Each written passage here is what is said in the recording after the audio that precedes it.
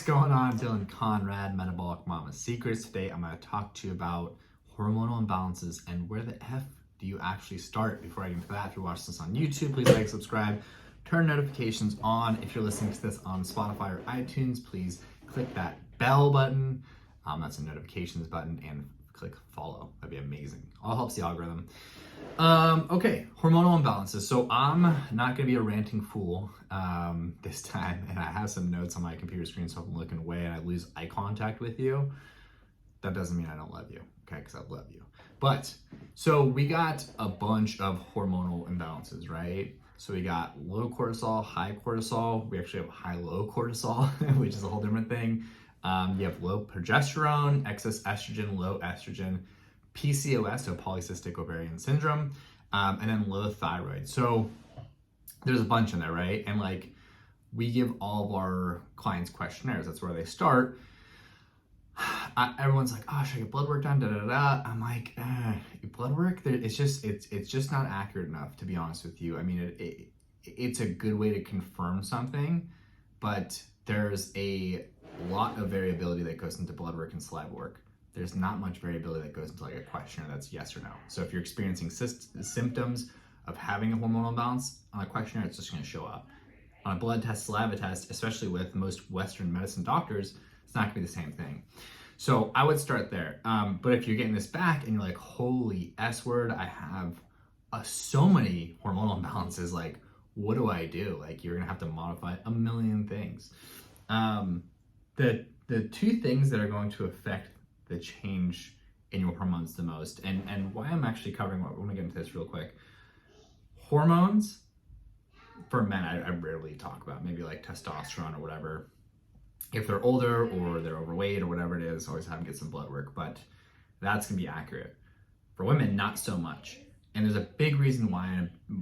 One of the biggest reasons is that women in the data are just like underrepresented, and there's just not enough research on women-based hormones out there. Like, it's pretty baffling how much in the medical profession that's just based off men's data and be like, oh, this can just like carry over to women. When if you look at the physiology of men and women, very different, especially like if you think about how women respond to alcohol versus how men respond to alcohol, right? So the other reason is because I think it's five or six times more likely to have a hormonal imbalance in a woman versus a man. And the last thing is, if you are a woman and you have symptoms versus if you're a man and you have symptoms, you are 2 times more likely to actually display, if you're a man that has a hormonal imbalance and you're a woman that has a hormonal imbalance, a woman is 2 times more likely to show symptoms of a hormonal imbalance. Many men might have like low testosterone, this, that, but their libido could be good, their strength could be good, they could have good energy, stuff like that. Women, not so much. They're like very, very, it's like a little more fragile, and like the actual, how it presents itself, it's a lot easier, right? Big reason for that is because obviously women have a uterus and they give birth, and hormones play a huge role in that. Whether someone has kids or not, like, does not matter. Just women, how they are created, that is going to be how it is. So kind of like backtracking, sorry about that. So I laid you out a bunch of hormonal imbalances, right? And say you get this report back, and I've had so many clients that they're like, I think there's 8 or 9 categories, and they have like imbalances in 5 of them. They're like, oh my God, like I'm overloaded, what do I do? I have to like make all these changes, take all these supplements, do all this different exercise to cut out gluten, dairy. I'm like, no. Let's take a step back. Start with cortisol. Always start with cortisol. Whether you have high-low cortisol, which is basically you have high cortisol during the day and then you have low cortisol at night. If you have high cortisol chronically, if you have low cortisol from having a prolonged period of high cortisol. Remember, this is all a continuum, right? It's not black and white. This may change from week to week, month to month, stuff like that. So I would address those cortisol concerns. So what do you do if you have low cortisol? What if you do have high cortisol? What if you do if you have high and low cortisol? So first and foremost, let's start with low cortisol, right? Low cortisol, high intensity intervals are actually in the right way with the right programming, which most people don't do right, to be honest with you. Like if you're thinking like a Barry's boot camp, or I don't know where you're listening to this, if you have Barry's out there, but if Orange Theory or any traditional like circuit training class, HIIT class, it's not actually going to be HIIT. Like the traditional HIIT is like at least a 1 to 3 work to rest ratio. So you're working for 30 seconds, you're resting for 90 seconds. And all the data has been taken from like sprinters in that regard. So traditional high intensity interval training, the way it should be programmed, that's what you're kind of looking for, with at least a 1 to 3 work to rest ratio, with like a more all out exerting exercise. Think of like whatever an exercise that'd be a parallel to a sprint would be.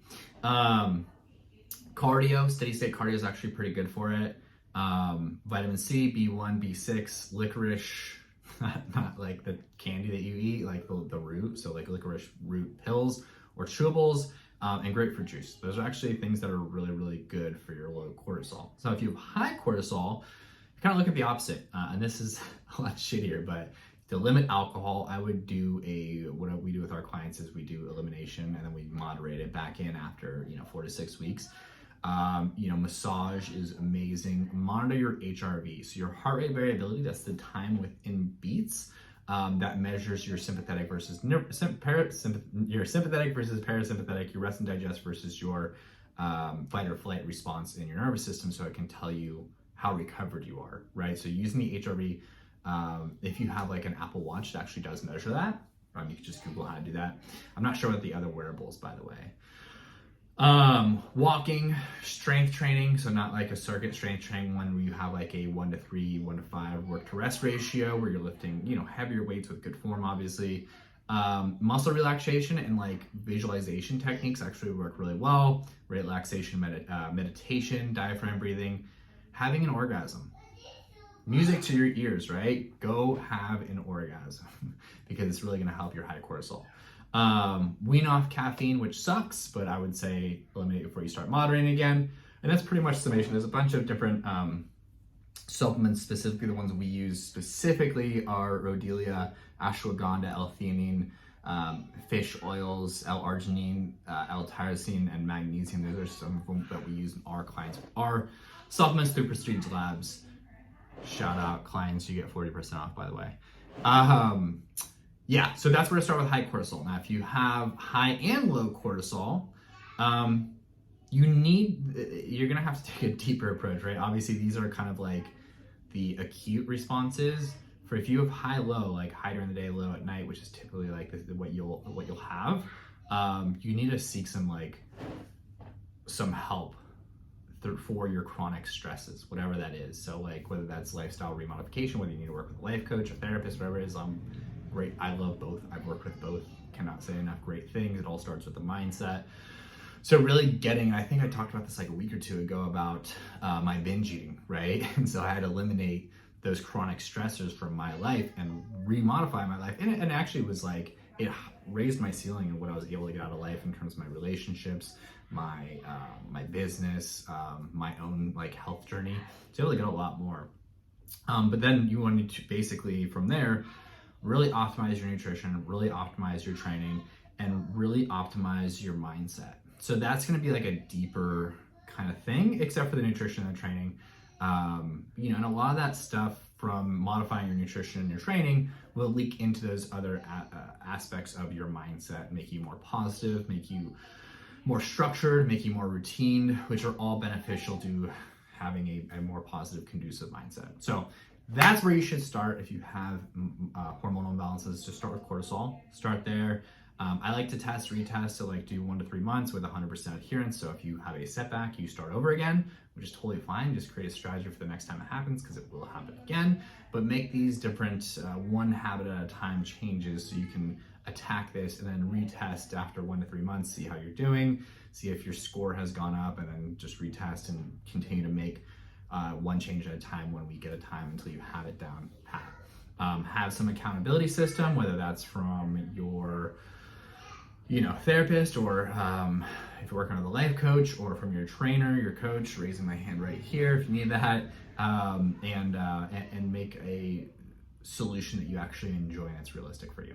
So anyways, love y'all. Happy whatever day you're watching this on, and rock and roll.